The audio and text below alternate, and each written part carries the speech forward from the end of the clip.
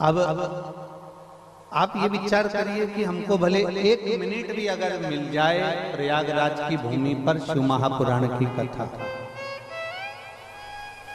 तो ये मान लेना कि आपकी पूरी 7 दिन की, 5 दिन की, 9 दिन की, 1 महीने की पूरी शिव पुराण का फल आपको मिल पूरी कथा का। अब उसमें आप लोग ये ना सोचिएगा कि बाबा जी आपने 2 दिन की कथा कराई, बाबा जी आपने 3 दिन की कथा कराई, ना, बल्कि बाबा जी को पकड़ के रखना कि हर साल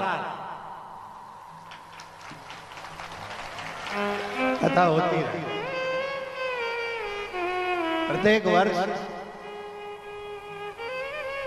और हम तो कहेंगे कि कथाओं में समय का बहुत व्यस्तता रहती है, फिर भी सतुआ बाबा का ऐसा प्रेम है महाराज जी का कि वो खींच कर 2 दिन तो ले ही लेते हैं और कथा करवाई लेते हैं। ये उनकी आशीर्वाद है और उनकी कृपा। बाबा देवादिदेव महादेव की कृपा। मंच पर विराजमान सभी संत साधु ब्राह्मण बटुक ब्राह्मणों के चरणों को प्रणाम करते हुए कल्पवास कर रहे सभी प्रयागराज के कल्पवासी जितने भी यहाँ निवास कर रहे हैं उनके पवित्र पावन चरणों को नमन करते हैं। जो अतिथिगण आए हैं उनको भी नमन प्रणाम करते हुए ये पवित्र 2 दिवसीय शिव महापुराण की कथा का लाभ लेने का आप और हमको सौभाग्य मिला है। आप और हम इस अवसर का आनंद लें, अपने जीवन को धन्य धन्य।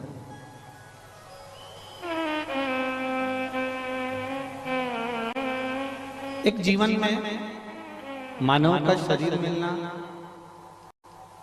और मानव शरीर प्राप्त कर कर भगवत के भक्ति तक पहुंचना, ये बहुत कठिन है।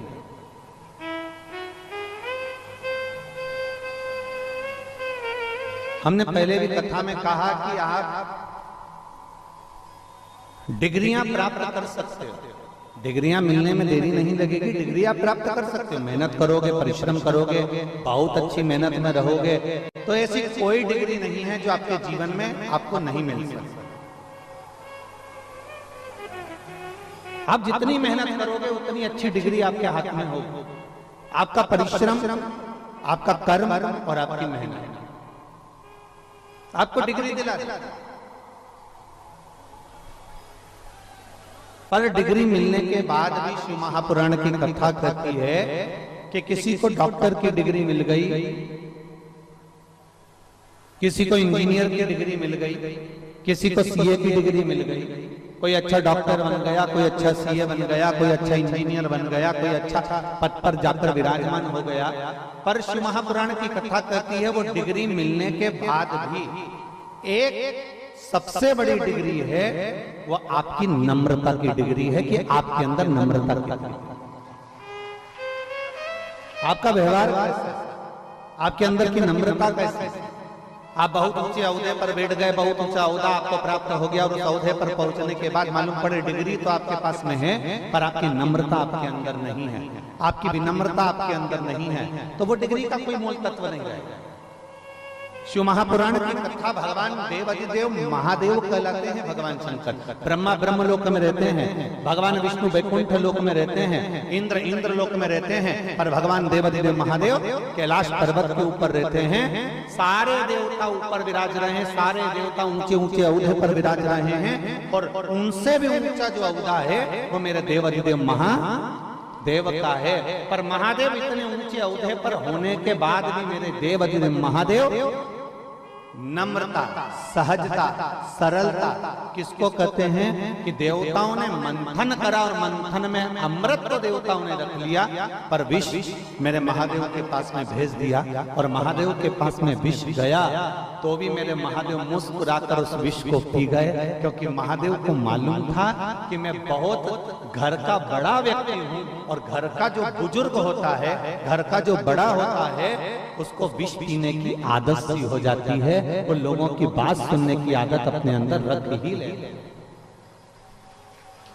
और तेरी कृपा बिना न हिले एक भी अणु, लेते हैं श्वास तेरी कृपा से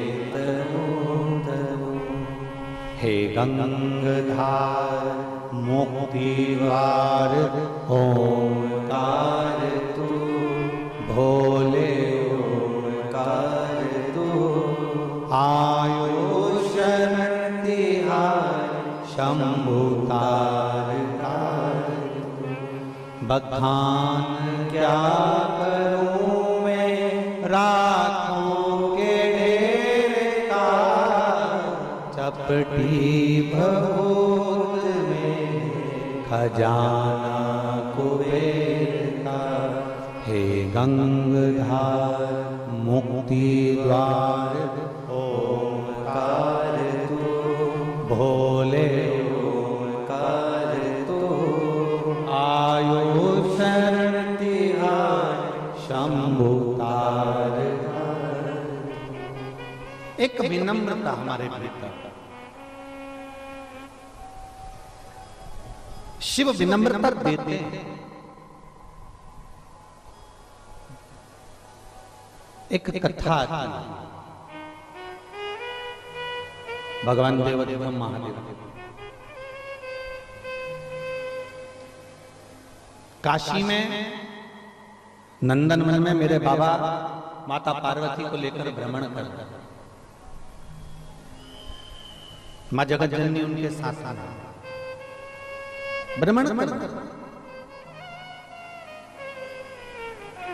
थोड़ी देर चलते चलते माता पार्वती की दृष्टि एक छोटे से बच्चे पर पड़ जाती, बहुत छोटा सा बालक, बहुत छोटा सा, और माता पार्वती जी की दृष्टि पड़ी।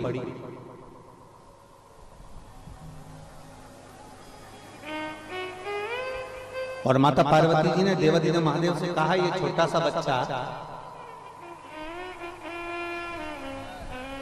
अपनी माता पिता के हाथ को छोड़कर ये भटक गया है। तो पार्वती जी ने भगवान देवादिदेव महादेव जी से कहा कि आपका और हमारा फर्ज है कि इस बच्चे का हाथ पकड़कर हम इसके माता पिता के पास तक पहुंचा दें।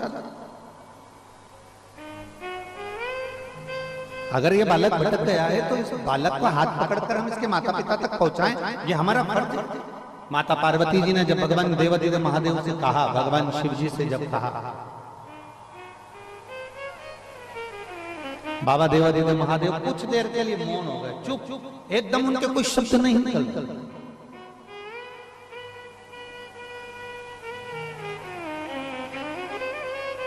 कुछ देर निकला, थोड़ा समय नहीं मिला, फिर इसके बाद में पार्वती जी ने फिर बाबा देवादिदेव महादेव से कहा, बाबा ये छोटा सा बच्चा है और मार्ग भटक गया है, तो आपका और हमारा फर्ज बनता है कि अपन इसका हाथ पकड़कर इसके माँ बाप तक पहुंचा। शिव जी कुछ नहीं बोले, मौन। थोड़ी देर बाद पार्वती जी क्या देखती है, थोड़ी देर तक तो बच्चा रोया, थोड़ी देर तक तो वो बच्चा बिलखा। थोड़ी देर बाद माता पार्वती जी ने क्या देखा कि वो बच्चा बिलख रहा था, रो रहा था, और थोड़ी देर बाद वो बच्चा उठा और राह ढूंढते ढूंढते ढूंढते ढूंढते ढूंढते ढूंढते कुछ समय में वो अपने माँ बाप के पास में पहुंच गए। अब शिव जी ने तुरंत पार्वती मैया का इशारा करा और इशारा कर कर कहा, देखो पार्वती, ये बालक अपने माता पिता के पास पहुंच गया, ये बालक अपने माता पिता के पास पहुंच गया। पार्वती देखिए आप, पार्वती जी ने जो देखा तो पार्वती जी कहती है, गजब की बात प्रभु, ना तो हमने इसको मार्ग बताया, ना हम इसका हाथ पकड़कर लेकर गए, और ना हम इसको हाथ पकड़कर वहां तक हम पहुंचा पाए, और ये अपने माँ बाप के पास पहुंच गया।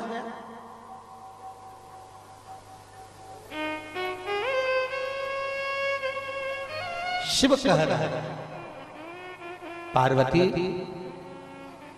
दो चीजें प्रत्येक मनुष्य को जन्म देने से पहले महादेव जी कहते हैं, दो चीजें प्रत्येक मानव की देह में हम डालकर भेजते हैं। दो चीजें महादेव जी कहते हैं हम अपने संसार में जन्म लेने वाले उस मनुष्य के हृदय में, मनुष्य के चित्त में, मनुष्य की वृत्ति में, मानव के जीवन में दो चीजें हम डालकर भेजते हैं। एक अपनी मंजिल तक कैसे पहुंचेगा, ये उसमें हम देकर भेजते हैं और उसको कहते हैं हमारी भाषा में टैलेंट। एक ऐसा हुनर, ऐसा टैलेंट परमात्मा देकर भेजता है कि आप उस टैलेंट के बल पर, आप अपने हुनर के बल पर, आप अपनी योग्यता के बल पर, आप अपने कर्म के बल पर, आप अपनी विद्वत्ता के बल पर आप उस मंजिल तक पहुंच सकते हो जहां तक आपको जाना है। और शिव जी कहते हैं पार्वती, दूसरा प्रत्येक मानव की देह में भेजकर भेजता हूं भक्ति, कि वो अगर हृदय से भक्ति को धारण करेगा तो मुझ तक पहुंच जाए। एक मंजिल तक पहुंचना और एक परमात्मा तक पहुंचना, ये दो चीजें परमात्मा देकर भेजते हैं।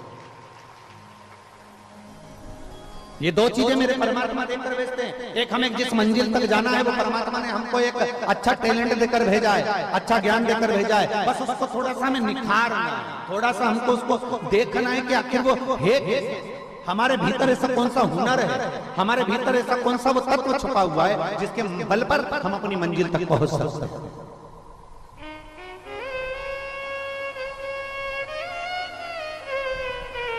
ए मेरी प्रयाग की जीजियों और मेरे प्रयाग के जी जाओ, एक बात बताओ, गाड़ी कहां छोड़ी तुम लोगों ने? यहां से 1-2 किलोमीटर दूर तो छोड़ी होगी ना? जम के तो बोलो जरा, छोड़ी ना? ठीक है। वहां से यहां तक कैसे आए हैं? पैदल।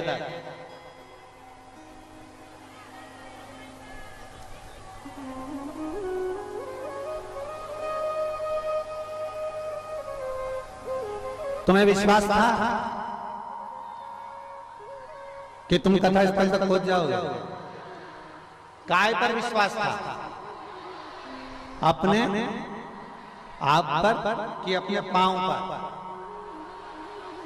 अपने पैर पर तुम्हें विश्वास था। ऊपर वो लोग कह रहे थे कि गुरुजी हमें एक बात समझ में नहीं आती, आप किस पे भरोसा करते हो? डमरू वाले पर विश्वास करते हो कि मुरली वाले पर विश्वास करते हो? आप किस पे विश्वास करते हो? हमने कहा कि ये जितना यहाँ ये कथा में आए हैं ना, पोटला वाले, ये बैग ले लेके और सिर पे अपना अपना पोटला, बिस्तर, दरी, चादर सब ले लेकर जो आए हैं ना, ये किसी डमरू वाले से और मुरली वाले से कम नहीं है। इनका विश्वास बड़ा।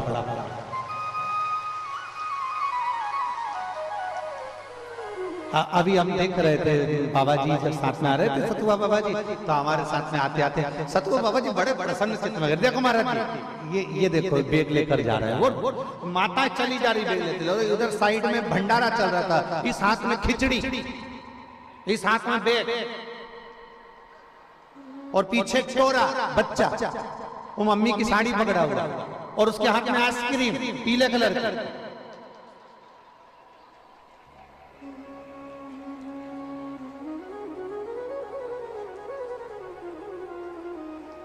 और बच्चा रोता रोता आइसक्रीम भी खा रहा है।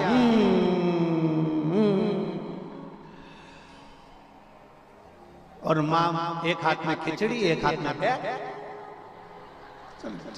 चली।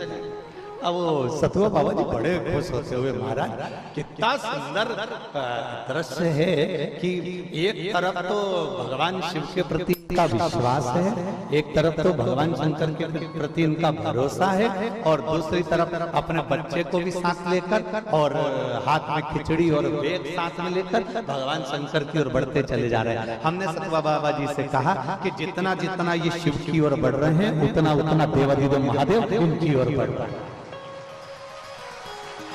शिव की ओर। एक देवराज नाम का ब्राह्मण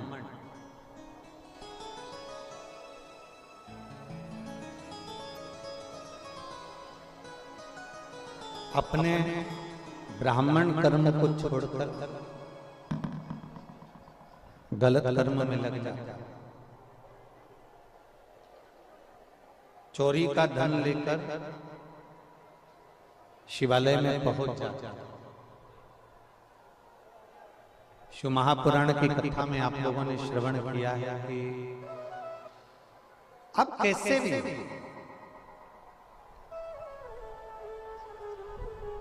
अच्छे हो बुरे हो, आप जैसे भी फिर भी अपने माता पिता के लिए आप श्रेष्ठ हो। एक बात हमने पहले कही थी, आपके स्मरण में होगी कि एक बच्चा यदि गटर में नाली में कीचड़ में गिर जाता है तो वो बच्चे को मोहल्ले के लोग निकाल जरूर लेंगे, कॉलोनी के लोग उसको बाहर जरूर कर लेंगे, पर अपने गले नहीं लगाएंगे। लगाएंगे क्या? जम के तो बोलो, लगाएंगे नहीं। बच्चा अगर नाली में गिर गया, बच्चा अगर गटर में गिर गया, बच्चा अगर खड्डे में गिर गया तो मोहल्ले के लोग उसको निकाल जरूर देंगे, पर मोहल्ले के लोग, कॉलोनी के लोग, सोसाइटी के लोग अपने गले से नहीं लगाएंगे। गले से कौन लगाएगा? अगर माँ ने देख लिया या पिता ने देख लिया या माँ ने देख लिया तो फिर वो माँ और पिता जब एक बार देख लेते हैं तो बच्चे को तुरंत दौड़ते हैं और दौड़कर उसको अपने गले से लगा लेते हैं। अब माँ बाप ने ये नहीं देखा कि यह बच्चा गंदगी में सना हुआ है या गटर के पानी में लगा हुआ है या गंदे पानी में लगा हुआ है। माँ बाप ने तो ये देखा कि मेरी औलाद है, मेरी संतान, और उसको गले से लगा।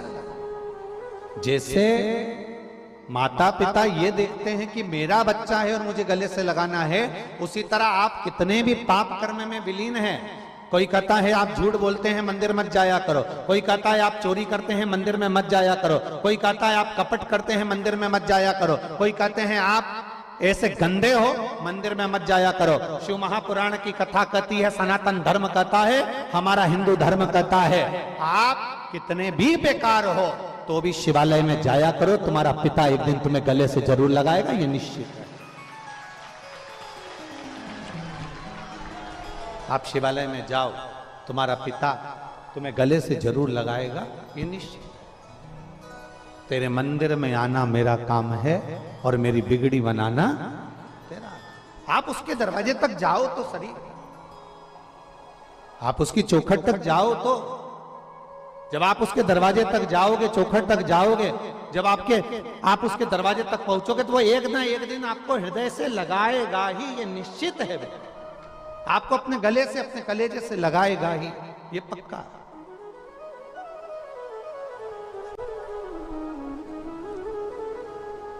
और शंभु शरणे पड़े मांगू घड़ी घड़ी दुख काटो दया दर्शन आपो। शंभु शरण पड़े मांगू घड़ी रे घड़ी दुख काटो दया करी दर्शन। अब जाओगे तो शरण मिलेगा। देवराज को देखो, चोरी का धन हाथ में और चोरी का धन लेकर, चोरी के धन को लेकर वो शिवालय में पहुंच जाता। आप कैसे भी जाओ, उसके करीब में पहुंचो तो, आप उसके नजदीक में जाओ तो। चोरी का धन लेकर देवराज पहुंच गया भगवान शंकर के शिवालय में, क्योंकि उसके शरीर में ताप पड़ रहा है, उसके शरीर में कष्ट पड़ रहा है, उसके शरीर में तकलीफ हो रही है, उसके शरीर में कष्ट हो रहा है। और जब वो शरीर में कष्ट हो रहा है, तकलीफ हो रही है, तो वो बुखार आने पर, ताप पड़ने पर वो शिवालय के अंदर प्रवेश कर गया। भजन नहीं सुहा रहा, शिव महापुराण की कथा वहां चल रही थी। कोई विद्वान संत वहां कथा का वाचन कर रहे थे।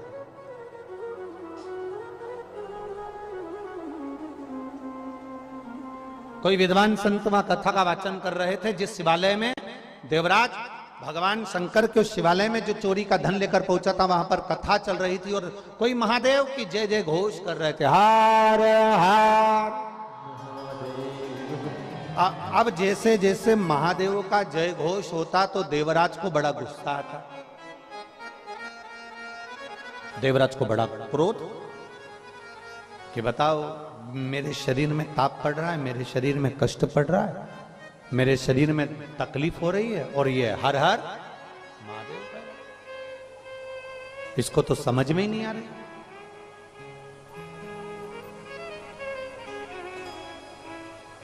जब तक गलत अन्न और गलत धन, तीन चीजें हैं, बहुत सावधानी से सुनिएगा। गलत अन्न, गलत धन और गलत नारी का संग जिस व्यक्ति के साथ होता है उसको कभी सत्संग, भजन, कीर्तन, तीर्थ, संत, साधु या भगवान का नाम उसको सुहाता नहीं, सुहाता ही नहीं। कौन कौन? पहला गलत अन्न, गलत धन और गलत नारी का संग। आपको भगवान, अगर आप गलत अन्न ग्रहण कर रहे हैं तो भगवान की शरणागति आपको ठीक नहीं लगेगी। आप सियोर वाला महाराज कितना भी बोल ले, साधु संत सन्यासी तपस्वी साधक उपासक कितना भी वर्णन कर दें, ब्राह्मण जन कितना भी वर्णन कर दें, आपको संत की वाणी, गुरु की वाणी अच्छी नहीं लगेगी। दूसरा गलत धन, अगर आपके पास में आ रहा है तो आप, जब आपके पास में धन बढ़ता है, सत्ता बढ़ती है, वैभव बढ़ता है, तो आपको पहले भी कथा में कहा कि आपके तीन मित्र बन जाते हैं। पहला ताली, प्रशंसा करने वाले, दूसरा थाली, होटल में खिलाने वाले, और तीसरा प्याली, मैं खाने में पिलाने वाले, ये बढ़ जाते हैं। ये तीन मित्र बढ़ जाते हैं और ये तीन मित्र एक दिन बर्बाद कर कर छोड़ देते हैं। तो शास्त्र कहता है एक अन्न का असर जल्दी होता है, दूसरा धन का असर, गलत धन यदि आपके पास में आ रहा है तो उसका असर जल्दी होता है, और तीसरे नंबर पर है पर स्त्री, कोई ऐसी नारी जो तुम्हारे से केवल धन के लोभ में जुड़ी है, कोई धन के लिए, कोई व्यापार आदि के लिए, कोई आपसे सिद्धता पाने के लिए, कोई अच्छा पाने के लिए आपसे जुड़ी है, तो समझ लो कि वो आपको बर्बाद कर कर ही छोड़े। पर नारी, ये भी एक विकार,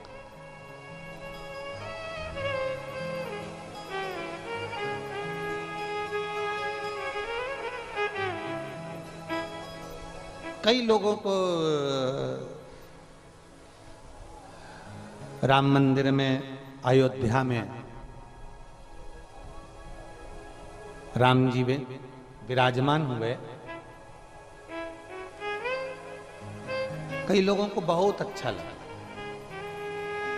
बहुत अच्छा। लोगों ने खूब जय घोष लगाई, खूब जय नारा लगाया, जय जय श्री राम, खूब चिल्ला।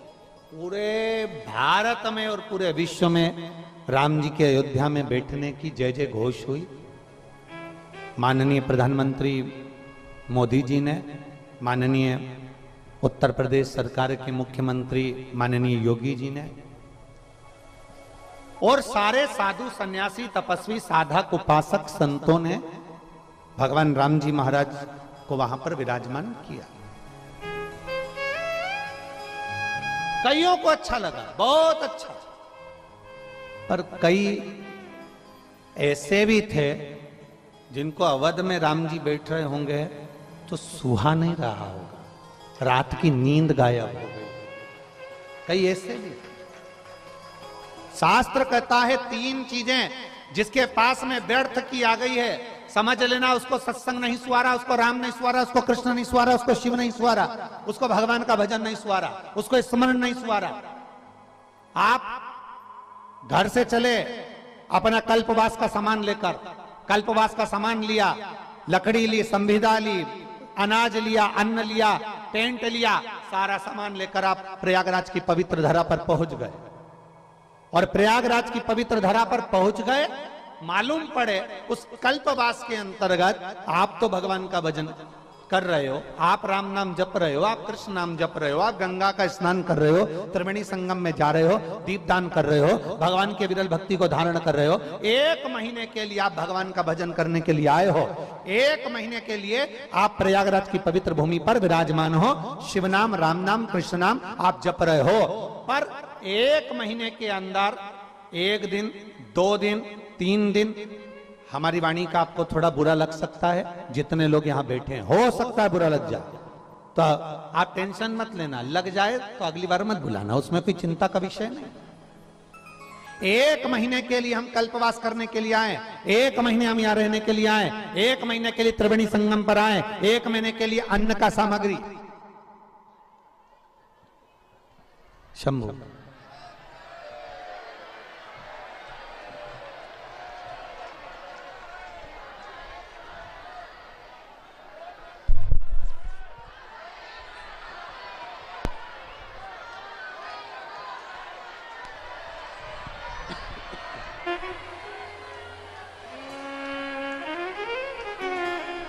एक महीने के लिए हम कल्पवास करने के लिए आए हैं, 1 महीने के लिए हम अन्न की सामग्री लेकर आए हैं, 1 महीने के लिए हम सारी सामग्री को जुटाकर लेकर यहां पहुंचे हैं। 1 महीने। अब जरा विचार करिए,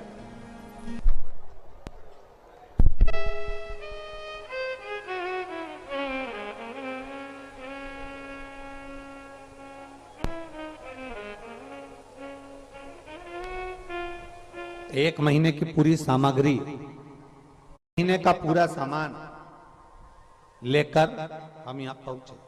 थोड़ा ध्यान देना, आपसे पूछ रहे हैं क्या पूरा 1 महीना में 2 या 3 दिन, 4 दिन, 1 दिन, 1 घंटा, आधा घंटा, 15 मिनट, 20 मिनट, पूरे महीने में 1-2 दिन ऐसे निकलते हैं जो 1-2 दिन हमारा मन कल्पवास में हम रह जरूर रहे होते हैं, पर उस महीने भर में से 2 दिन ऐसे निकलते हैं जिसमें हम भगवान से अपने दिल को जोड़ नहीं पाते। पूरे महीने आप कल्पवास कर रहे हैं, आप रह रहे हैं, आप गंगा त्रिवेणी का स्नान कर रहे हैं, आप राम नाम, कृष्ण नाम, शिव नाम जप रहे हैं, आप साबुन का त्याग कर दिए, आपने बहुत सारी वस्तुओं का त्याग कर दिया, आपने पलंग का त्याग कर दिया, आप जमीन का शयन कर रहे हैं, भूमि का शयन कर रहे हैं, आप कल्पवास का निवास कर रहे हैं, पर उस पूरे महीने में 1 या 2 दिन, 3 दिन ऐसे निकलते हैं जिस 3 दिन में हमारा चित्त, हमारा मन, हमारा दिल भगवान से थोड़ा सा दूर हो जाता है। हम घबराते हैं, मैं यहाँ तो भजन करने आई थी, मैं यहाँ कथा सुनने आई थी, मैं तो यहाँ प्रयागराज की धरा पर शिव महापुराण की 2 दिवसीय कथा सुनने आई थी, ऊपर से मुझे धूप सता रही है, ऊपर से मालूम पड़े मुझे भूख भी लग रही है, ऊपर से मुझे प्यास भी लग रही है। अर्थात कब तक सताएगी, कब तक सता रही होगी? जब आपके भीतर आपको 2 दिन 3 दिन ऐसा लगेगा कि मेरा मन भगवान में नहीं लग रहा, आप बेचैन होंगे, तब आपको लगना चाहिए कि मैंने पूर्व में कोई अन्न ऐसा ग्रहण करा होगा, मैंने पूर्व में मेरे पास ऐसा कोई धन आया होगा जिस धन का उपयोग मैंने करा होगा, इसलिए 2 या 3 दिन मेरा कल्पवास में मन नहीं लगा, मेरा कथा में मन नहीं लगा, मेरा सत्संग में मन नहीं लगा, मैंने कोई धन या अन्न ऐसा ग्रहण कर लिया हो जिसका मुझे इसका फल मुझे प्राप्त नहीं हो रहा। पर धीरे धीरे धीरे धीरे धीरे धीरे आपका मन जब भगवान की कथा में रम जाए, लगने लगे कि हाँ मुझे कथा का रस तत्व ग्रहण करना है, 2 दिन मुझे कथा का। यहाँ एक बहन बैठी है जिसने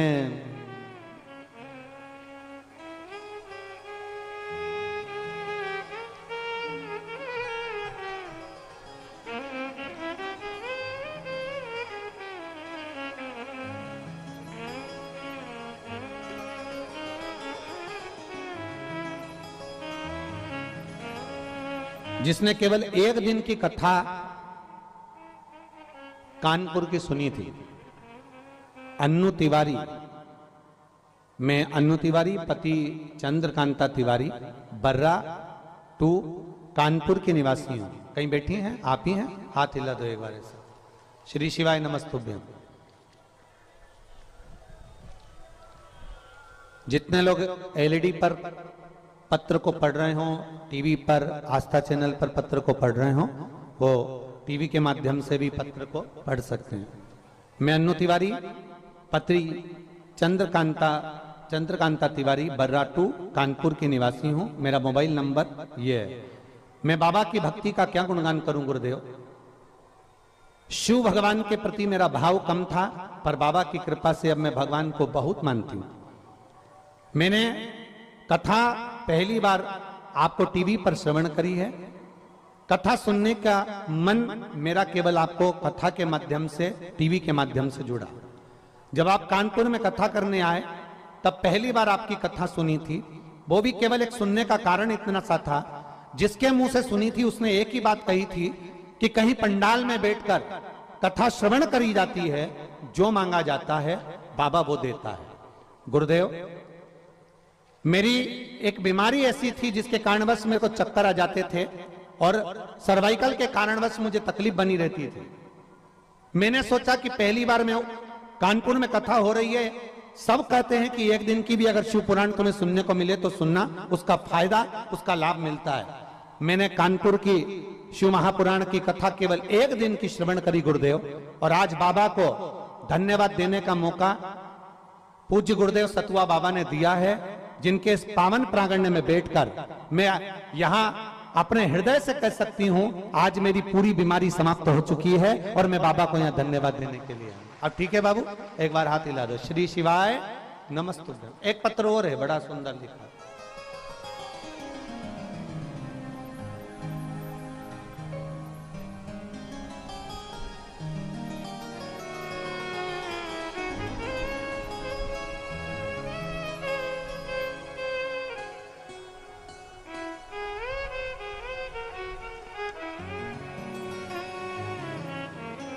मेरा नाम ज्योति उमर वैश्य, पिता स्वर्गीय पवन कुमार उमर वैश्य, माँ फूलकली उमर वैश्य। उम्र है 23 साल। कहीं बैठी हो तो हाथ हिला सकती हैं। आप ही हैं बेटा? श्री शिवाय नमस्तुभ्यम। आपने इसमें एक बेलपत्र मांगा है, पर बेलपत्र यहाँ है क्या बाबू? आजा आजा, ले जा एक बेलपत्र, जा। गुरुदेव, शायद मेरे बराबर जीवन में कोई ने संघर्ष नहीं करा होगा। मेरी तबीयत बहुत खराब हो गई थी। डॉक्टरों को दिखाया तो कोई कहता था निमोनिया है।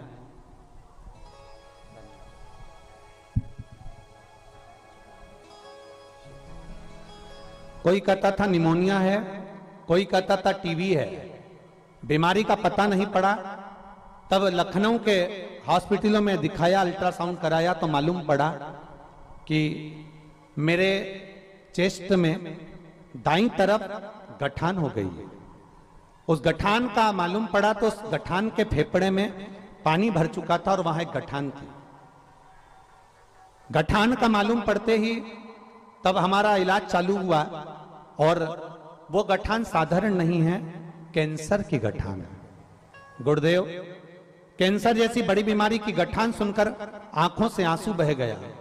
मेरा वो बीमारी के कारणवश एक तरफ पूर्ण तरह से मुझे तकलीफ होने लगी, और डॉक्टर ने बोला कि इसकी जो गठान है वो पूरे शरीर में कैंसर की गठान का पस फैल चुका है, जिसके कारणवश ये 2 या 3 दिन की जीवित रहेगी, क्योंकि इसका कैंसर 4th पर पहुंच चुका है।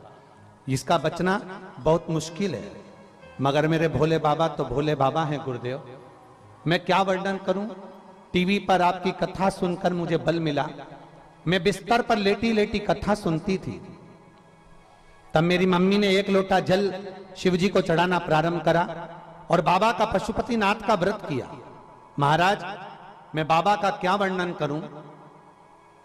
10 महीने 20 दिसंबर तक मैं फेफड़े में पानी भराता रहता था और मेरा कैंसर मुझे तकलीफ देता रहता था।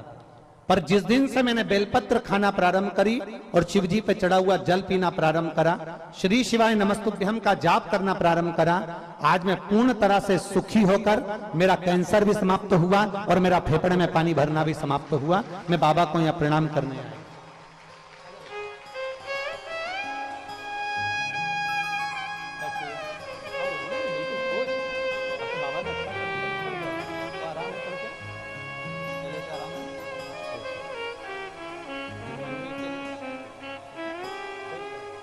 आंखों का स्पोच सब ठीक है शंभु। और तेरी कृपा बिना न हिले एक भी अणु, लेते हैं श्वास तेरी कृपा से करो करो। हे गंगाधार मुक्ति द्वार ओमकार तू, बोले ओमकार तू, आयो शरण तिहार शंभु तार तार। आप कैसे भी हो, कैसे देवराज चोर चोरी कर दिया, चोरी का धन लेकर शिव जी के मंदिर में पहुंच गया, चोरी का धन लेकर भगवान शंकर के मंदिर में पहुंचा। और जब चोरी का धन लेकर भगवान शंकर के मंदिर में पहुंचा तो अभी कथा में कहा कि एक अन्न, एक धन और एक पराई नारी बर्बाद कर देती, बेकार। चोरी का धन था, शिवालय में पहुंच गया, कोई हर हर महादेव कहता तो इसको गुस्सा आ जाता, कोई भगवान शिव का नाम लेता तो इसको क्रोध आ जाता। कई कई लोग ऐसे भी हैं संसार सागर में जिनसे जय श्री राम कर लो तो भी उनको ऐसा लगता है कि ये दूसरी पार्टी के हैं। महाराज आजकल तो बड़ा विडंबना है, अगर आपसे राम राम कर लिया ना किसी से तो उनको लगेगा ये पार्टी विशेष के हैं। ना, भगवान राम ना तो किसी पार्टी के हैं। भगवान राम तो जब हम पैदा हुए, हमारी श्वास सनातन धर्म का एक एक व्यक्ति जो मृत्यु लोक में जन्म लेता है उसकी श्वास में जितनी शरीर में श्वासें प्रतिदिन निकल रही होती है, उस श्वास में राम पहले से ही समाहित होता है। इसलिए जीव हमेशा जय जय श्री राम कहता रहता है। उसमें हमें यह नहीं सोचना कि कोई पार्टी विशेष का नाम है ना, भगवान का नाम लेने में हमें पीछे नहीं हटना। देवराज जैसे ही शंकर जी का नाम निकलता देवराज को क्रोध आता, अपने आप को थोड़ा क्रोध में अपने आप को मारने का प्रयास करता। चोरी का धन लिया, उठाया और चोरी का धन लेकर बाहर चले गया कि अब मुझे यहां आवाज नहीं आई, अब मुझे यहां आवाज नहीं आई। और चोरी का धन लेकर बाहर गया, फिर आवाज उसके कानों में पड़ने लगी, हर हर महा। जैसे ही वापिस आवाज आई, फिर वापिस जैसे ही आवाज आई, आवाज आते से देवराज अब मंदिर के प्रांगण से भी बाहर चले गए, बहुत दूर, बहुत दूर, जहां तक आवाज ना पहुंचे, कोई आवाज आए ही ना। शिव महापुराण की कथा एक बहुत सुंदर बात कहती है महाराज कि जीवन में अगर मौका मिल जाए और तुम्हें कोई सूचना मिल जाए कि शिव महापुराण की कथा हो रही है या भगवान शंकर का अभिषेक हो रहा है या भगवान शंकर का नजदीक में मंदिर बन रहा है या भगवान शंकर का कोई शिवलिंग है जो यहाँ विराजमान है, अगर आपको सूचना मिले तो हम तो कहते हैं प्रयास करना, प्रथम प्रयास करना कि अगर नजदीक में शिव महापुराण की कथा हो रही हो तो सबसे पहला प्रयास करना अपने घर वालों को धन्यवाद देकर कथा के पंडाल में जाकर 1 मिनट की कथा सुनना पर कथा के पंडाल में पहुंचना। जाइए, अब कोई कहे कि महाराज जी कथा में बैठने से क्या मिल जाएगा, क्या धन मिलेगा, सत्ता मिलेगी, समय मिलेगा, या कोई हमारे को बहुत प्रमोशन मिल जाएगा, या हमारे को बहुत सारा धन वैभव मिल जाएगा। शिव महापुराण की कथा कहती है तुम्हारा ना तो हम प्रमोशन की बात करेंगे, ना हम ये कहेंगे कि तुम्हें करोड़ों का धन मिलेगा, ना हम कहेंगे कि तुम्हारे को कुछ मिलेगा, पर इतना जरूर है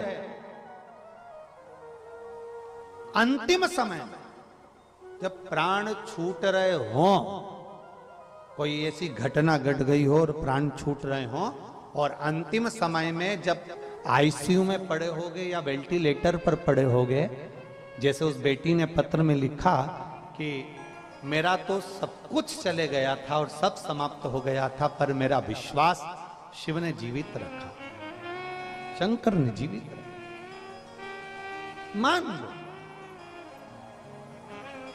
कोई साथ नहीं है, धन वैभव सत्ता सब अपनी जगह पर, अकेले आईसीयू में पड़े हुए हो, वेंटिलेटर पर पड़े हो, तब तुमको जब अकेले पड़े हुए हो और अंतिम सांसें चल रही हो और तुमसे कोई केले गुलाब जामुन खा, अरे बोलो तो प्रयाग वाली जीजियो, गुलाब जामुन अच्छी लगेगी, जम के बोलो जरा, इधर वाले भी लगेगी अच्छी। अब तुमसे कोई कहे ले पालक पनीर की सब्जी खा लो, अब मर रहे हो, प्राण छूट रहे हैं, अच्छी लगेगी? नहीं। कोई तुमसे कहे देखो तुम्हारी मौसी जी ने व्हाट्सएप पे मैसेज भेजा है, कितना अच्छा मैसेज है, पढ़ तो लो, अच्छा लगेगा? कोई तुमसे कह दे मैं सामने टीवी चला देती हूं, कोई नाटक कोई सीरियल देख लो, मर रहे हो, प्राण छूट रहे, अंतिम क्षण, वेंटिलेटर पर पड़े, आईसीयू में पड़े हो, आखिरी श्वास चल रही है, और कोई तुमसे कहे मैं टीवी चला देती हूं, लो नाटक देख लो, सीरियल देख लो, अच्छा लगेगा? नहीं। उस समय पर ना लड्डू, ना पेड़ा, ना गुलाब जामुन, ना इमरती, ना भजिया, ना पकोड़ा, ना दही बड़ा, कुछ भी अच्छा नहीं लगेगा। और लोग भगवान से प्रार्थना करेंगे तो केवल एक प्रार्थना करेंगे, भगवान ऐसी कृपा कर दो इनकी थोड़ी सी उम्र बढ़ा दो। करेंगे कि नहीं करेंगे? केवल उम्र बढ़ा दो। अब भगवान क्या कहेंगे?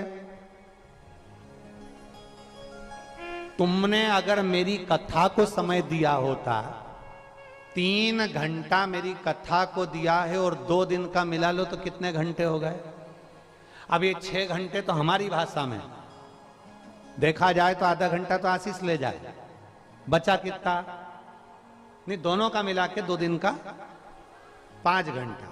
अब 5 घंटे में से हम कह रहे हैं ये 5 घंटा है, पर इसके अलावा का समय निकालिए। 1 बजे कथा चालू हो रही है, आप यहां पंडाल में कितने बजे आ गए? रात भर से हैं? पूरी रात से?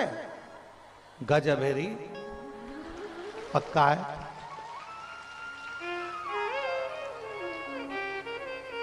तो कुछ खाया भी है कि नहीं?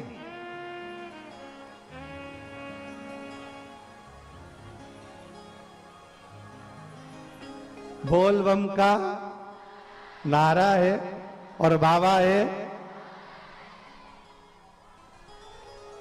धन्य हो जी, दंडवत प्रणाम हमारी ओर से आप सबको, बहुत बहुत प्रणाम।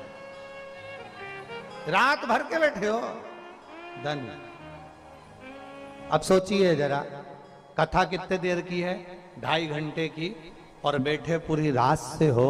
अब जरा विचार करना, तुमने जो समय गंगा जी के घाट पर, त्रिवेणी के घाट पर महादेव को दिया है, काल बनाने वाला कौन है? महाकाल। समय बनाने वाला कौन है? महाकाल। सूर्य की गणना करने वाला कौन है? महाकाल। नक्षत्र बनाने वाला कौन है? महाकाल। तिथि बनाने वाला कौन है? महाकाल। जब काल की गणना करने वाला खुद काल अधिपति महाकाल राजा है, तो तुम रात भर से अगर बाबा की प्रतीक्षा कर रहे हो, कथा सुन रहे हो, 2 दिन तुम बाबा के लिए निकाल कर आए हो, तो तुम्हारा समय तुमने जितना बाबा को दिया है, तुम्हें जब अंतिम समय में इस समय की जरूरत पड़ेगी, तब मेरा काल अधिपति वो समय निकाल कर तुम्हारे पास खड़ा है। तब खड़ा बोल बम का नारा है। और अंत समय प्रभु आना पड़ेगा, अंत समय प्रभु आना पड़ेगा, वचन दिया तो निभाना पड़ेगा, आए ना आए प्रभु कुटुंब कबीला, अंत समय प्रभु आना पड़ेगा, और वचन दिया तो निभाना पड़ेगा। अब पुकारोगे वो तुम्हारे सम्मुख में आएगा। जो समय तुमने उसको दिया है वो समय, एक पत्र है देखिए,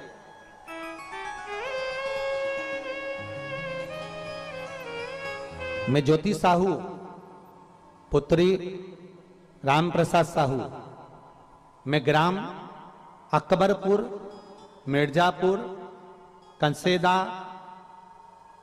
प्रयागराज की रहने वाली हूं। कहीं बैठी हैं? इधर है, कहां है? हाथ हिलाओ। अच्छा यही लोग है ना। ज्योति साहू कौन सी है? 1 2 3 4 में से है कौन सी? पीली वाले कपड़े वाले? हाँ ठीक है। मैं ज्योति साहू पुत्री राम प्रसाद साहू, मैं ग्राम अकबरपुरा मिर्जापुर कसेदा प्रयागराज की रहने वाली। मेरा मोबाइल नंबर ही है। आजा बेटा, एक बेलपत्र ले जा, आजा। बाबा, मेरा छोटा भाई दीपक साहू बचपन से ही मानसिक स्थिति कमजोर है। बाबा, बचपन से ही उसको चलना फिरना जाना आना में तकलीफ और मानसिकता उसकी थोड़ी सी तकलीफदायक है। गुरुदेव, डॉक्टरों के हिसाब से वो ठीक नहीं हो सकता था, डॉक्टरों के हिसाब से उसका चलना नहीं हो सकता था, पर 1 लोटे जल का मैं वर्णन करना चाहती हूं। शिव मंदिर में जाना, लोटा भर के जल चढ़ाना, और वो चढ़ा हुआ जल वापस लाकर मैं अपने भाई को देती। और बाबा का मैं क्या गुणगान करूं। बाबा, आज मेरा भाई, लोग उसको मानसिक स्थिति खराब थी, पागल टाइप का था, लोग उसको अपशब्द कहते थे, पर अब मेरा भाई खुद चलकर भगवान शंकर के मंदिर जाता है और जल चढ़ाकर आता है। मैं बाबा को यहां धन्यवाद देने के लिए आई हूं। भाई आया है क्या तुम्हारा?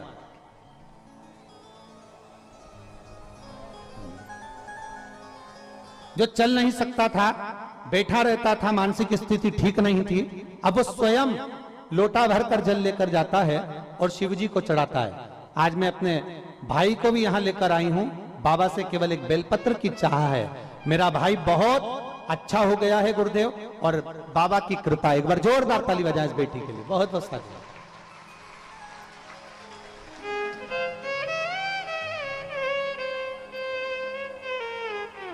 शंभो शरणे पड़ी मारू घड़ी रे घड़ी, दुख काटो दया करी निदर्शन। शंभो शरणे पड़ी मारू घड़ी रे दुख काटो दया करी निदर्शन।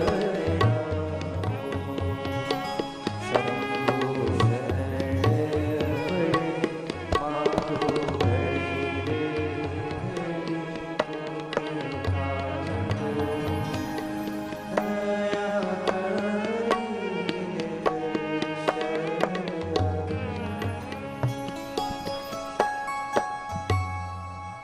शंभो शरणे मांगू घड़ी रे दुख काटो दया करी दर्शन। आप दिल से प्रार्थना करें, वो दिल से सुनता है। आप दिल से कहेंगे, वो दिल से सुनेगा। जहां जगह मिल जाए ना, वहां बैठकर जिस समय पर श्री शिवाय जम के बोलो जरा, श्री शिवाय नमस्तुभ्यम। जहां जगह मिल जाए और इस व्यासपीठ के सामने बैठकर जहां से बोलने का मौका मिल जाए, वहां बोलकर बाबा से अपने मन की बात जरूर कहो, दिल से। पत्र देखिए, प्रयागराज के पत्र पहले दिन के हैं और इतने पत्र पढ़ना सरल नहीं, सहज नहीं, हमारे बस की बात नहीं, पर दिल से और विश्वास से कहते हैं। 2 दिन की कथा मिली है, 2 दिन सुनो और 2 दिन सुनने के बाद तुम्हारे नजदीक में जब भी कथा हो, ये गंगा मैया के तट पर कहकर जाना कि अगला पत्र मेरा भी व्यासपीठ पर पहुंचना चाहिए। दिल से सुनकर जा, दिल से कहो। कथा कह रही है, देवराज का चरित्र कर रहा है। देवराज कथा नहीं सुहा रही, संत की वाणी नहीं सुहा रही। देवराज को वो अच्छा नहीं लग रहा। जो 2 बार हर हर महादेव कहा जा रहा है, वो देवराज को श्रेष्ठ नहीं लग रहा। राम राम कहना, कृष्ण नाम कहना, शिव नाम कहना कई लोगों को अच्छा नहीं लगता, ठीक नहीं लग रहा। अब लगा देवराज को,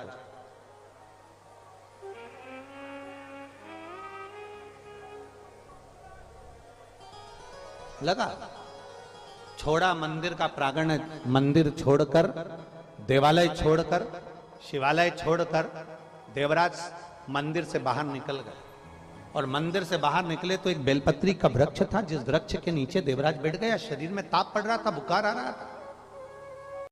कोई पूर्व की पुण्याई, कोई पूर्व की पुण्य। नसीहत और बसीयत 2 चीजें हैं। दुनिया के लोगों को बसीयत तो अच्छी लगती है, पर नसीहत अच्छी नहीं लगती। पर शिव महापुराण की कथा कहती है कोई पूर्व की पुण्य, हमारे पूर्व का किया हुआ कोई अच्छा कर्म, हमारे माता पिता का कोई अच्छा किया हुआ कर्म। हम पहले भी कथा में कहे, जैसे गुल्लक बच्चा भरता है और गुल्लक भरने के बाद फोड़ता है तो कोई बड़ा सा गिफ्ट लेकर आता है। जब हमारे पुण्य की गुल्लक भराती है, हमारा पुण्य जब एकत्रित होता है, 21,600 श्वास मनुष्य के शरीर से प्रतिदिन निकल रही है। 3.5 करोड़ रोम छिद्र ये मनुष्य के शरीर पर हैं, और 21,600 श्वास में से ना जाने कितनी श्वास व्यर्थ जा रही है और ना जाने कितनी श्वास परमात्मा के भजन में आ रही है। जब वो परमात्मा के भजन में जो श्वास जा रही है, वो श्वास जब भराती है, जब हमारे पुण्य की गुल्लक भराती है, माता पिता के पुण्य की गुल्लक भराती है, हमारे पूर्वजों के पुण्य की गुल्लक भराती है, तब जाकर कभी जिंदगी में एक बार शिव महापुराण की कथा में पहुंचने का मौका मिलता। हमारे पुण्य की गुल्लक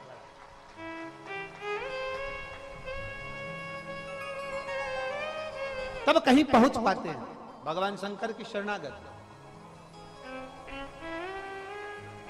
जब कहा, शंकर जी कहाँ रहते हैं?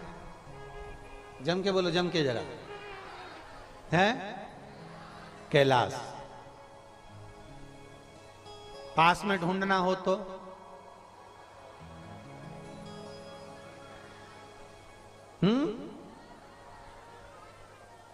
शमशान में। बहुत जोरदार, सही है।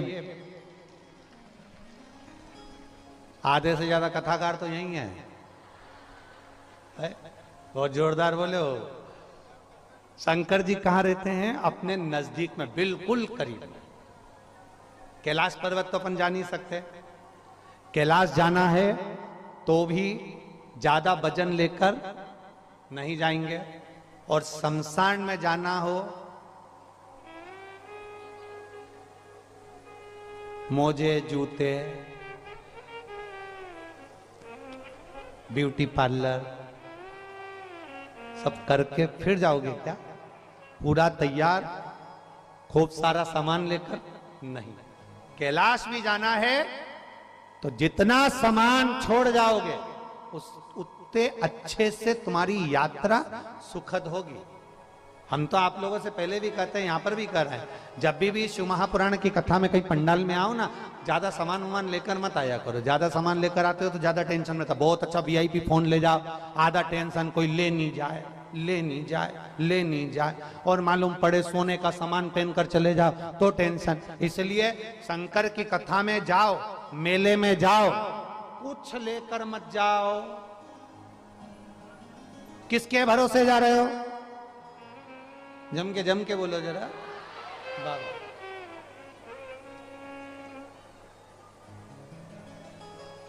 बहुत बोल्ड आवाज है तुम्हारी, गजब।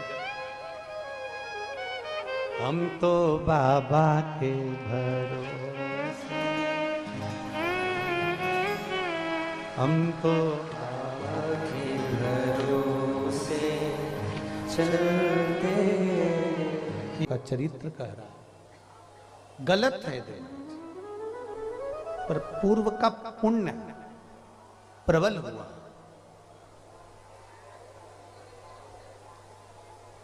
और पूर्व का पुण्य प्रबल हुआ ना, इसलिए देवराज बेलपत्री के वृक्ष के नीचे पहुंच गए। कुछ हमारे पुण्य, कुछ आपके पुण्य प्रबल हुए होंगे तो हम और आप प्रयागराज की पवित्र भूमि पर पहुंचे हैं। ये हमारे और आपके पुण्य है।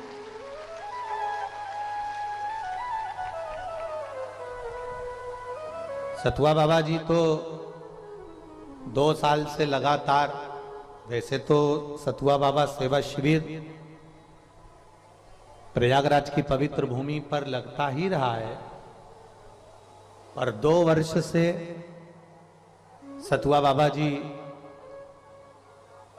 और ये देखो ये कथा खाक चौक में बाबा जी के उस पंडाल में ही होने वाली थी। हमने पहले निमंत्रण आप लोगों को वहीं का दिया था, बोलो सही है। फिर वो तो बाबा जी का धन्यवाद, सतुआ बाबा जी का, जिन्होंने प्रशासन से बात करी, और प्रशासन के लिए भी एक बार जोरदार ताली बजाएं जिन्होंने इतनी अच्छी व्यवस्था संभाली। प्रशासन को कहा कि भक्त लोग आएंगे और जहां हमारा पंडाल लगा है वहां पर कथा होगी तो जगह छोटी पड़ेगी, क्योंकि पिछली बार भी गली में बहुत सारे लोग भरा गए थे, फिर बेचारे गंगा नहाने वाले जा ही नहीं सकते थे, तो बड़ा तकलीफ होता था। तो प्रशासन ने भी साथ दिया, और सतुआ बाबा जी ने ये निर्णय जो लिया कि बिल्कुल घाट पर, अब यहाँ टेंट नहीं लगा पाए तुम्हारे लिए, क्योंकि गंगा माँ की छत्र छाया तुम पे होना जरूरी है, इसलिए। तो हम भी हमारे ऊपर नहीं लगवाते, पर ये आस्था चैनल वाले हैं ना,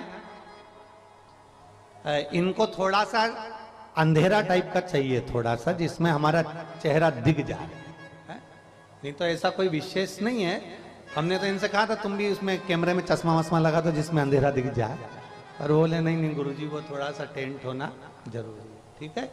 तो ये तो बाबा की बड़ी कृपा उदारता है कि आप और हम प्रयागराज की पवित्र भूमि पर, और मैं राष्ट्र के सारे संतों से, सारे साधुओं से, गुरुजनों से निवेदन करूंगा, अगर भारत मां की गोद में हम रह रहे हैं तो माघ मेले में एक दिन तो हमको जाना ही चाहिए, चाहे कुछ भी हो जाए। माघ के महीने में, माघ मेले में प्रयागराज की पवित्र भूमि पर आना ही चाहिए। और हम तो बहुत बहुत साधुवाद देते हैं सतुआ बाबा जी को, जो खींच कर यहां बुला ही लेते हैं, ये प्रभु कृपा ही है और आप लोगों के बीच में आना हो जाता है, शिव कृपा के बिना नहीं हो सकता। देवराज के ऊपर कृपा जो हुई, देवराज की जो माता जी थी वो शंकर भगवान का स्मरण किया करते, शिव को एक लोटा जल समर्पित करना, भगवान शंकर को भजना, शिव की स्तुति करना, उसका जो पुण्य प्रबल हुआ, देवराज बेलपत्री के वृक्ष की छांव में पहुंच गए। पुण्य प्रबल हुआ तो अच्छी जगह पहुंचे। पुण्य प्रबल होता है तो गंगा के घाट तक पहुंच जाते हैं, पुण्य प्रबल होता है तो प्रयागराज में पहुंच जाते हैं, पुण्य प्रबल होता है तो शिव महापुराण की कथा में पहुंच जाते हैं। और जब हमारा पाप प्रबल होता है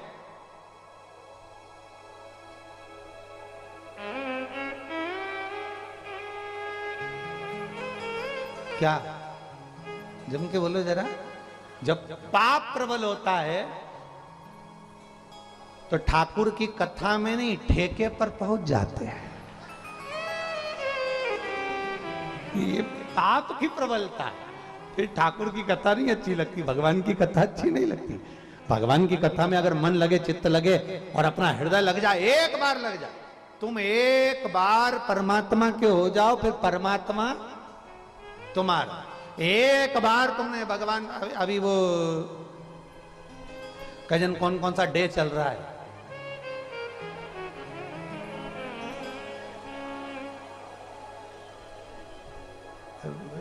एक दिन आता है सब फूल देने का भी डे, एक दिन फिर टॉफी देने का डे। इसमें एक भी डे ऐसा नहीं है कि जिसमें दे,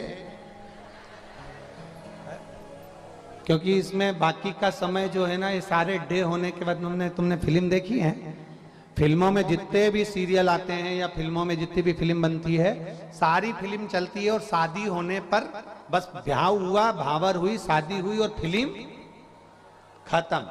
क्योंकि फिल्म बनाने वाले को भी मालूम है इसके बाद की फिल्म कोई झेल नहीं पाएगा। शादी नहीं हो तब तक तो फिल्म सक्सेस है।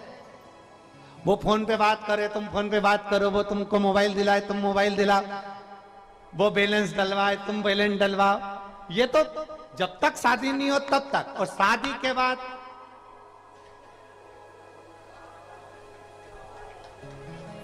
के बाद इसमें भी एक पत्र है,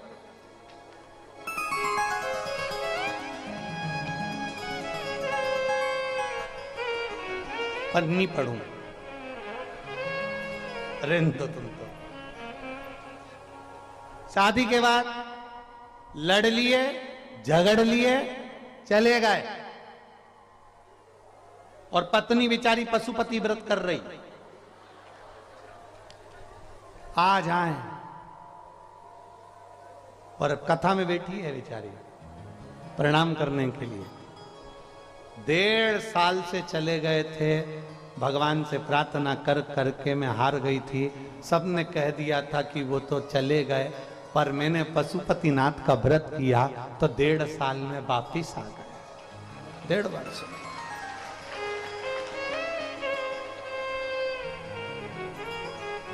बोल दो नाम,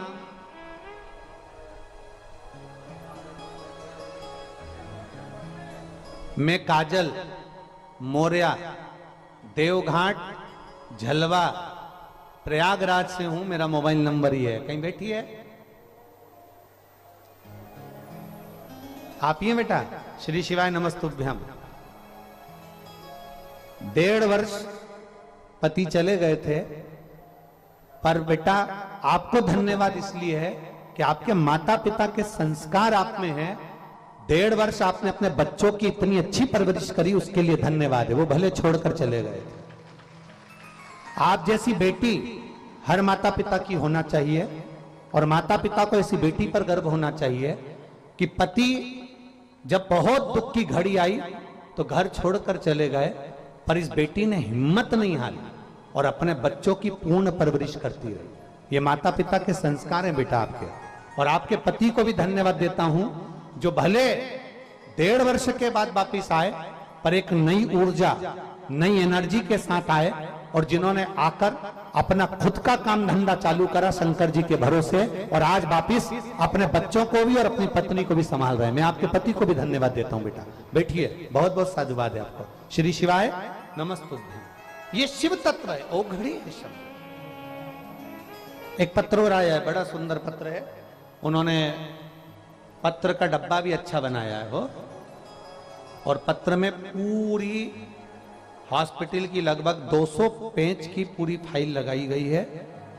जहां वो रहते हैं वहां से लेकर पूरे दिल्ली के हॉस्पिटल तक की फाइल है।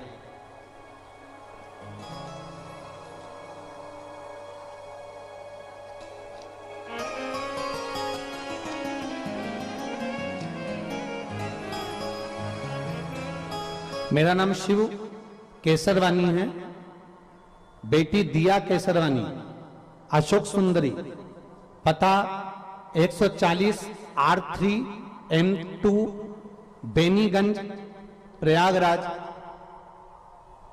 211016 यूपी। मोबाइल नंबर ये है। कहीं बैठी हैं? कहीं बैठी हो तो हाथ हिला सकती हैं।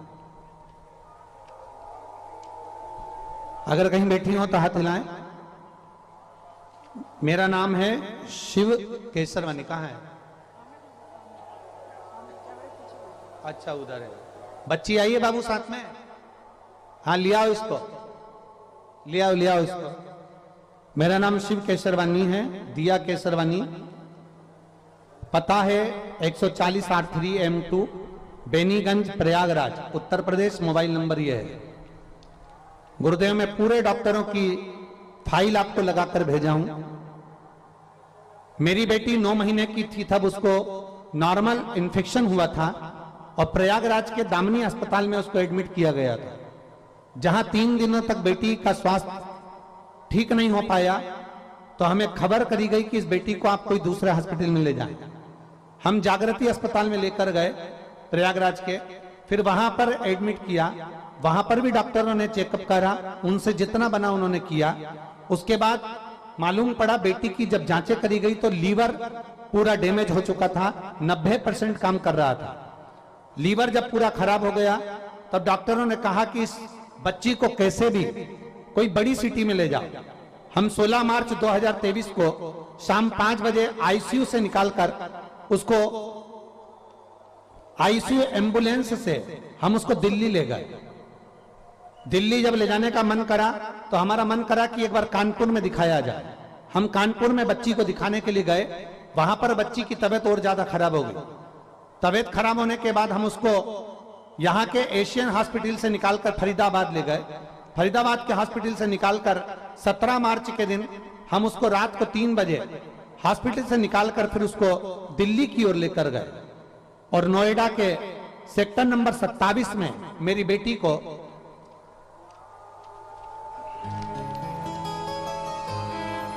एडमिट किया गया। सुबह जब सीनियर डॉक्टरों ने बेटी को देखा तो उसका लीवर पूरा खराब हो चुका था और हम माता पिता से कह दिया गया था कि आप अपना लीवर इस बेटी को दे सकते हैं, लीवर ट्रांसप्लांट करना ही पड़ेगा। लीवर ने काम करना बंद कर दिया, डायलिसिस चालू हो गया। बेटी का डायलिसिस चलता रहा, तबीयत में आराम नहीं लगा। बेटी कोमा में चली गई और आईसीयू में पड़ी रही। बच्ची को 3 दिन कोमा में रखा, इसका होश नहीं आया। हम लोगों ने अपना लीवर देने की तैयारी कर दी, पर मालूम पड़ा कि आपकी कथा नोएडा में चल रही है। तब हम नोएडा में 20 मार्च 2023 को आपकी कथा में पहुंच गए। बेटी अंतिम सांसें गिन रही थी, हॉस्पिटल में पड़ी थी, उसका लीवर ट्रांसप्लांट होना था। और हम नोएडा की कथा में घर का एक व्यक्ति जाकर आपसे बेलपत्री की गुहार करी, पर गुरुदेव भीड़ इतनी थी कि आपकी बेलपत्र नहीं मिल पाई। तब हम वहां से वापिस आए। फिर वापिस हम बेलपत्री के लिए दूसरे दिन फिर वापिस हम लोग नोएडा में चल रही कथा में पहुंचे। वहां पर आशीष भैया मिले। आशीष भैया से हमने कहा कि हमको व्यासपीठ की एक बेलपत्र दे दो आशीष भैया। आशीष भैया ने व्यासपीठ की बेलपत्र उतार कर हमको दे दी। हम उस समय रो रहे थे। हमारी बेटी अंतिम सांसें गिन रही थी, उसका लीवर ट्रांसप्लांट होना था, उसका डायलिसिस चालू हो चुका था। अब हम करते क्या, आशीष भैया ने कहा बस इस बेलपत्र को ले जाओ, बाबा के भरोसे जाओ, श्री शिवाय नमस्तुभ्यम कहकर बेलपत्री को उसके पलंग के पास रख देना। हमने बेलपत्र को उसके पलंग के पास रखा, डॉक्टरों ने मना किया, फिर भी हमने उसको प्रणाम करके डॉक्टर को कहा कि इस बेलपत्र को रख दो। डॉक्टर के हिसाब से बेलपत्र रखी। 3 दिन के अंदर बेटी ने आंख खोल ली और बाबा की कृपा से अब उसका डायलिसिस भी बंद हो गया, उसका लीवर भी ट्रांसफर नहीं हुआ और बेटी हमारे साथ में यहाँ प्रणाम करने आई है गुरुदेव। अब हमारी बेटी बिल्कुल ठीक हो चुकी है, जिसका डॉक्टर ने एकदम मना कर दिया था। उसके दोनों फोटो लगा रहे हैं और बेटी को भी लेकर आए। ये 2 फोटो हैं। बेटी एक वेंटिलेटर पर पड़ी है, आप लोग उसको एलईडी पर देख रहे होंगे। जो बेटी वेंटिलेटर पर पड़ी है वो, और जब बेटी ठीक हो गई उसका भी फोटो लगाया है, जो बेटी यहां पर अभी मंच पर व्यासपीठ पर आएगी। बाबा की कृपा की सारी रिपोर्टें उन्होंने पूरी की पूरी रिपोर्ट यहां लगाई गई है। 200 पेज की रिपोर्ट है जो लगाई है। शिव के भरोसे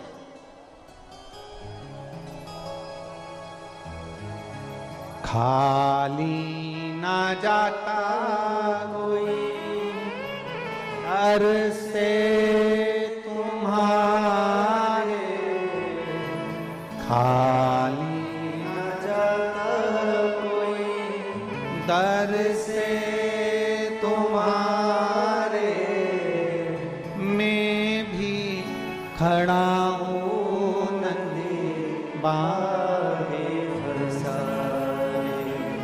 अपने हृदय से लगा लो, गिरी जा रही हूँ उठा लो।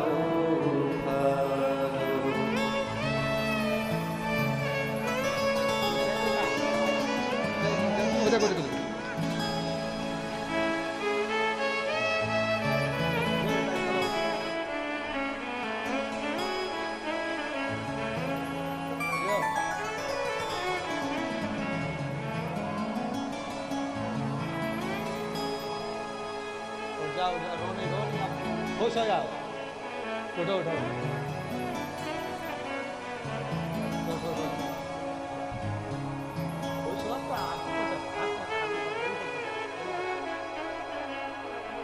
ठीक हो गई ना तेरी जाना चाहिए।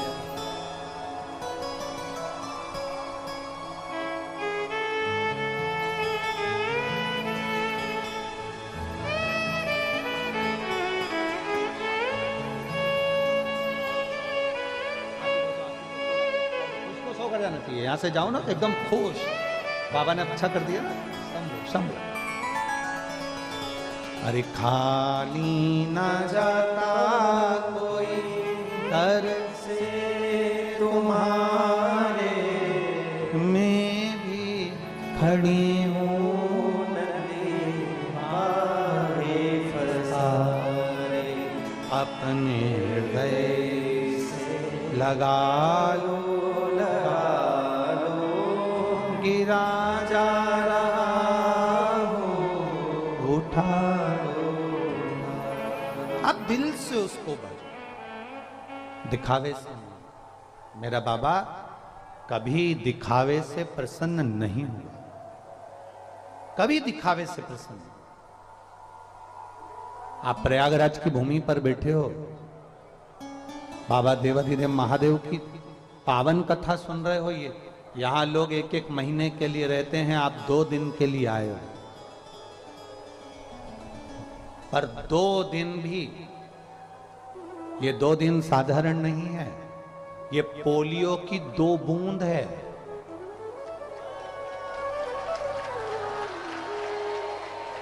ये 2 दिन केवल साधारण नहीं है, पोलियो की 2 बूंद दवा पिला दो तो पोलियो जिंदगी भर नहीं होता। प्रयागराज में बैठ के 2 दिन की भी शिव पुराण सुन ली तो फिर दुख नहीं होता। पक्का है, ये दवा है।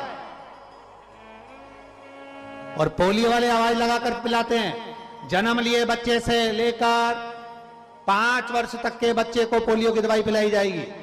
जो पोलियो की दवा नहीं पिएगा वो हाथ पैर से विकलांग हो जाएगा। यहां चिल्ला चिल्ला कर कहा जाता है जिसका जन्म नहीं हुआ, जो मां के गर्भ में पड़ा है, उससे लेकर जो मर रहा है उस तक के व्यक्ति को शिव महापुराण की कथा सुनाई जाएगी।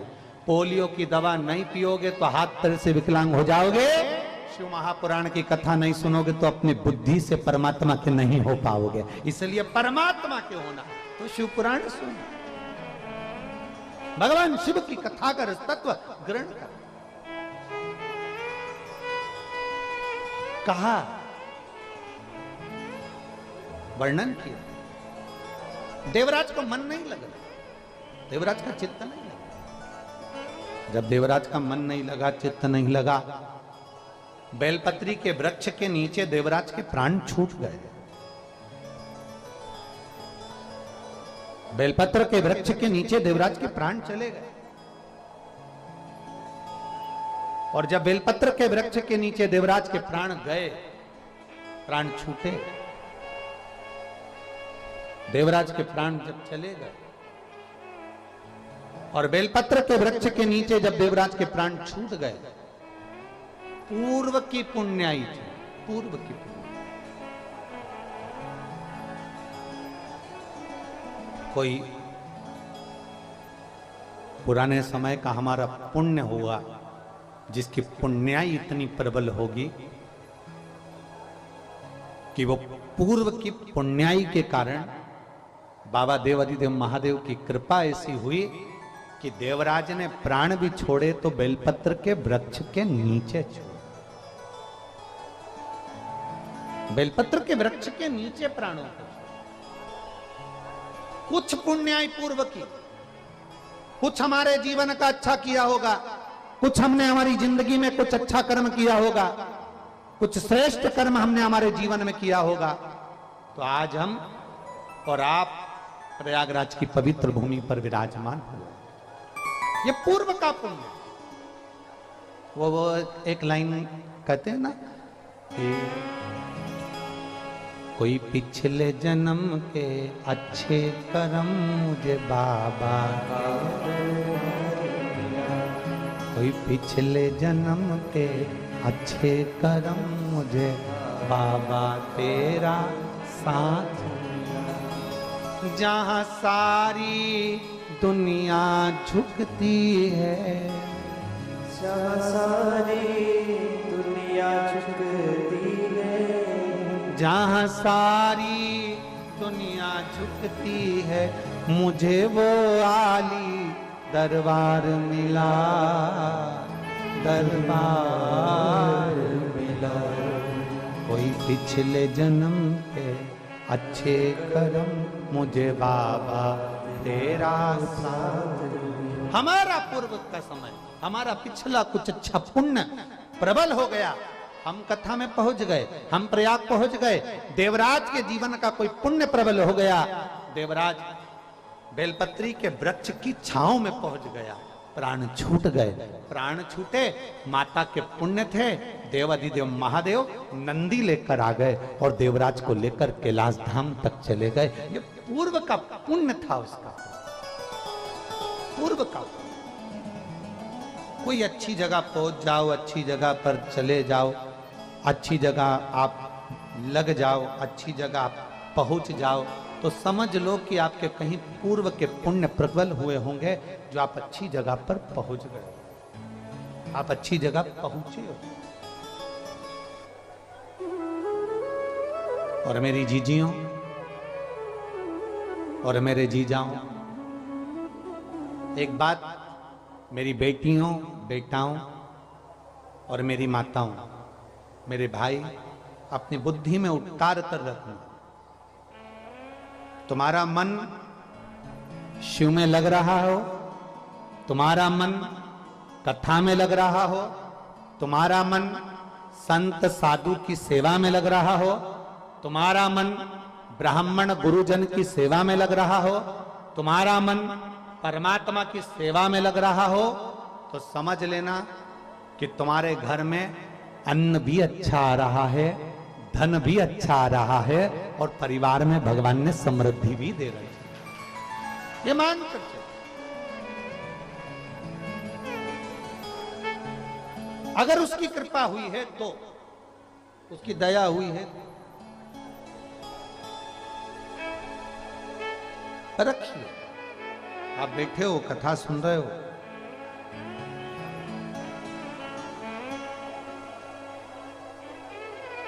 ऐसा कोई संसार में नहीं जन्मा जिसकी जिंदगी में सुख दुख नहीं आया। बड़े से बड़ा संत भी हो ना, और कोई हमारे सामने आकर कह देना कि मैं दुखी नहीं हूं, जैसा शरीर आपका है वैसा शरीर सीहोर वाले महाराज का है। जो भोजन आप करते हो वही भोजन हम करते हैं। माता के गर्भ से जन्म आपका भी हुआ है और हमारा भी हुआ। संसार में अगर भगवान राम भी आए तो उनकी जिंदगी में उनको भी दुख आया। भगवान कृष्ण का भी प्रागट्य हुआ तो उनकी जिंदगी में उनको भी दुख आया। स्वामी विवेकानंद, रामकृष्ण परमहंस, चैतन्य महाप्रभु जी, नामदेव जी, तुकाराम जी, ध्रुव जी, प्रहलाद जी, मीरा, कर्मा, नरसिंह मेहता, जितने पृथ्वी पर आए सबकी जिंदगी में दुख जरूर आया। ये मत सोचना कि आपकी जिंदगी में दुख नहीं आएगा, पर इतना याद रखना कि अगर दुख आएगा और तुमने अगर एक लोटा जल महादेव को चढ़ाया है तो मेरा बाबा तुम्हारा वो दुख जल्दी काट कर सुख का जीवन भी वापिस लाएगा।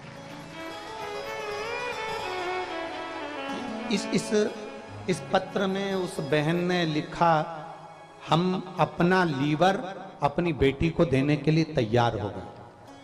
इस पत्र में उन्होंने दोनों माता पिता अपना लीवर अपनी बेटी को देने के लिए तैयार हो गए, पर उन्होंने केवल एक अंदाजा लगाया कि नोएडा की धरा पर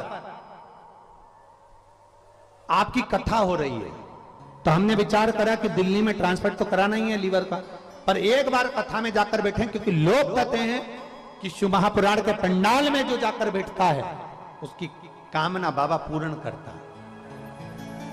मेरी जीजियों, आप आए जरूर हो, बाबा के भरोसे आए हो। हम मानते हैं कि प्रयागराज की पवित्र भूमि पर तुम पहुंचे हो, पर इतना अंदाजा जरूर लगा कर रखना, मेरे बाबा को, मेरे ओघरदानी को, मेरे काशी विश्वनाथ को, जिसकी झोली खुशियों से भरना होती है ना, उसी को बाबा शिव पुराण के पास लेकर आता है, वरना लाता ही नहीं, लाता ही नहीं।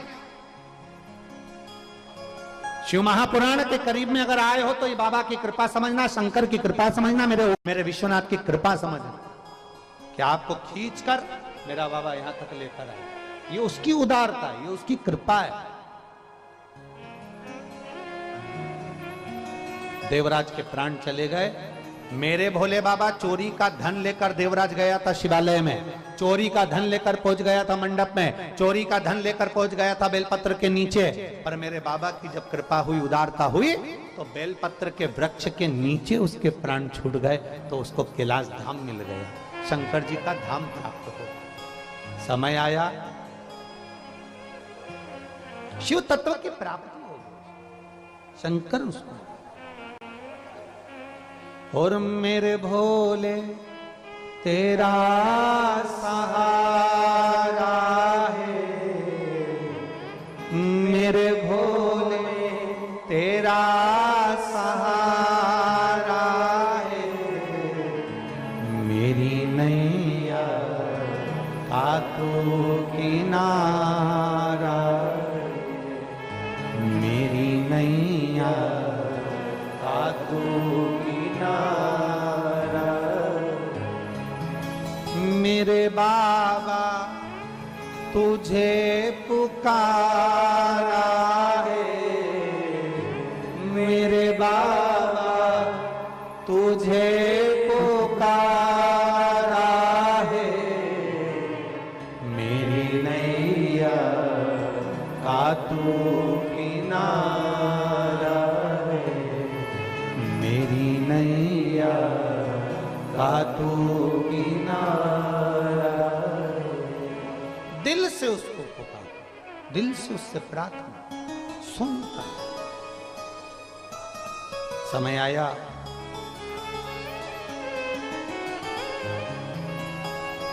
शिव तत्व की प्राप्ति, ओगड़दानी की प्राप्ति। देवराज नंदी पर बैठकर जब चले, देवादिदेव महादेव से देवराज ने दो प्रश्न करे। दो प्रश्न देवराज ने शंकर भगवान से किए। दो प्रश्न शायद आप और हम भी करें महादेव के मंदिर में पहुंचकर दो प्रश्न। शिव के मंदिर में केवल जाकर जल नहीं चढ़ाना है, शंकर जी के मंदिर में बैठकर अपने बाबुल से, कौन है वो? आपका पिता, आपका बाबुल, मेरा बाबा, मेरा पिता। शिव के मंदिर में जब भी जाना तो ये सोच कर जाना कि आप किसी दूसरे के दरवाजे पर नहीं जा रहे हो, अपने मायके में जाकर अपने पिता से बात करने के लिए जा रहे हो, अपने पिता के पास। जब शिव के पास जाओ तो दो प्रश्न तुम्हारे भी होना चाहिए देवराज जैसे। देवराज ने दो प्रश्न महादेव से किए। पहला प्रश्न देवराज ने कहा, मैंने कोई पुण्य नहीं करा बाबा, मैंने कोई अच्छा कर्म नहीं करा बाबा, मैं तो ब्राह्मण कुल में जन्म लेने के बाद भी मैंने चोरी करी बाबा, पर ऐसा मैंने करा क्या जो बाबा तूने मुझे अपने नंदी पर बिठाकर कैलाश धाम की यात्रा करा दी? प्रथम प्रश्न है। आज आप ही विचार करना, हमने कौन सा पुण्य करा? शंकर जी का गंगा के घाट पर बैठकर विचार करना। दो प्रश्न आपके भीतर होना चाहिए जो देवराज के भीतर थे। मैंने कौन सा पुण्य करा था जो प्रयागराज में त्रिवेणी के संगम पर, कोई टेंट में नहीं, कोई पंडाल में नहीं, कोई खाल में नहीं और कोई ग्रुप में नहीं, घाट पर, त्रिवेणी के घाट पर बैठकर, रज में बैठकर और गंगा यमुना सरस्वती के संगम पर शिव पुराण सुनी। ये कौन सा पुण्य था मेरा? कौन सा? आज सत्य बात कहे ना, इंद्र देवता को भी जलन हो रही होगी। आज इंद्र देव को भी जलन हो रही होगी, ईर्ष्या हो रही होगी इंद्र देवता को। भरोसा नहीं, कल आनी जा, इसका क्या भरोसा? ईर्ष्या हो, बरस जाए, उसका क्या ठिकाना?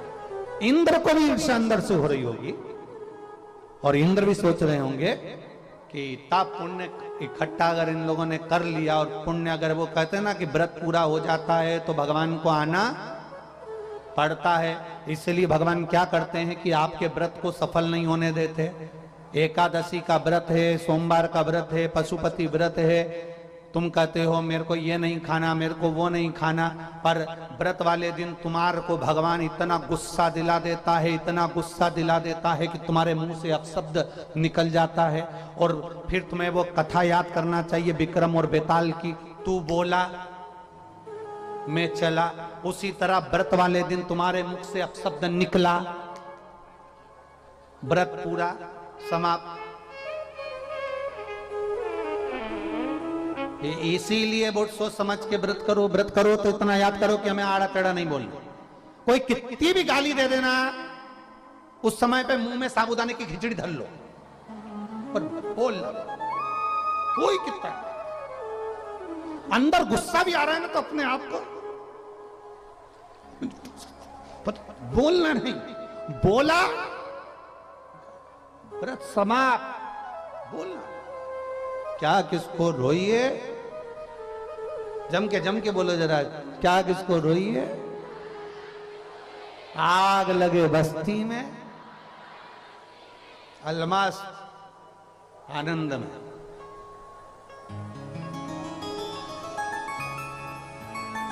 शिव कथा कर रहे, भगवान शंकर का चरित्र कर रहा है। समय आया, बाबा से एक प्रश्न किया, मैंने पुण्य कौन सा करा था? शंकर भगवान ने बोला, तेरा पुण्य नहीं है, तेरी माता का पुण्य है। जब कोई स्त्री, कोई नारी, कोई पुरुष एक लोटा जल महादेव को चढ़ाता है तो वह अपने दादा का और अपने नाना के 71 पीढ़ी को पार लगा देता है। ये तेरा पुण्य। दूसरा प्रश्न है देवराज का, आपका दर्शन मुझे मिला, मेरे जैसे पापी को आपका दर्शन मिला, कारण क्या है? शंकर भगवान कहते हैं बेलपत्री का वृक्ष साधारण वृक्ष नहीं होता, एक बेलपत्र का मात्र स्पर्श हो जाता है तो 12 ज्योतिर्लिंग का दर्शन एक बार में प्राप्त हो जाता है। इसलिए बेलपत्री के वृक्ष की छांव में तेरे प्राण छूटे हैं, इसलिए मेरा दर्शन तुझे हुआ। ये 2 प्रश्न हमारे भीतर होना चाहिए। अगर हम मंदिर में जा रहे हैं और बाबा का हमको दर्शन हो रहा है तो हमें ये प्रसन्नता होना चाहिए कि हमें क्यों हो रहा है, कौन सा पुण्य हुआ हमारा, प्रबल हुआ हमारा जो हमें मिला, पुण्य की प्रबलता। समय आया, बिंदुक नाम का ब्राह्मण धन ले जा रहा था चोरी का, पानी में गिरकर मर गया, प्राण छूट गए, प्रेत की योनि में पड़ गया। उसकी धर्म पत्नी चंचुला काशी की यात्रा पर गई बाबा के दर्शन करने के लिए। बाबा के दर्शन करने के लिए करंट आ रहा है इसमें, हल्का सा करंट है। बाबा के दर्शन करने के लिए भगवान शिव के दर्शन करने के लिए जब चंचुला देवी काशी में पहुंची, और काशी में जब चंचुला देवी पहुंची तो चंचुला ने जब काशी का दर्शन किया, दर्शन करने के बाद गंगा जी में उसके प्राण छूट गए, प्रेत की योनि से मुक्त हुआ था वो बिंदुक जो प्रेत योनि में पड़ा था, उसके लिए चंचुला देवी ने भगवान शिव जी से प्रार्थना करी। बाबा देवाधिदेव महादेव की धर्मपत्नी माता पार्वती जी की सखी बनी और वहीं रहकर उन्होंने शिव अर्चना का आनंद लिया।